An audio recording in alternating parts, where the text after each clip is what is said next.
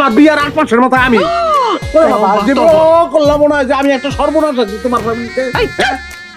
দেখছো কি কয়? মারে খেয়াল রাখিস রে মা।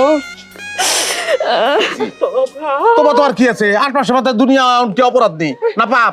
আমি বুঝলাম না। হ্যাঁ কি হয়েছে? এই যে এই যে স্ক্রু খুলে গেছে, স্ক্রু খুলে। আমি জানি তো এরকম হবে। হ্যাঁ আটুর স্ক্রু নাই। আরে আল্লাহ রে, আরে নসিবে কি আছে আল্লাহ জানে। মা মা ও মা আপনারা সবাই একটু বসেন, মাইয়াটা আমার একটু ভয় পাইছে। একটু তাড়াতাড়ি পানি নিয়ে আসো না।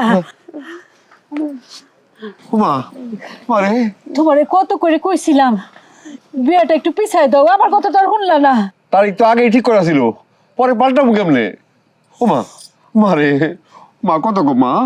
ও মা আমার মেয়ের কি হলো?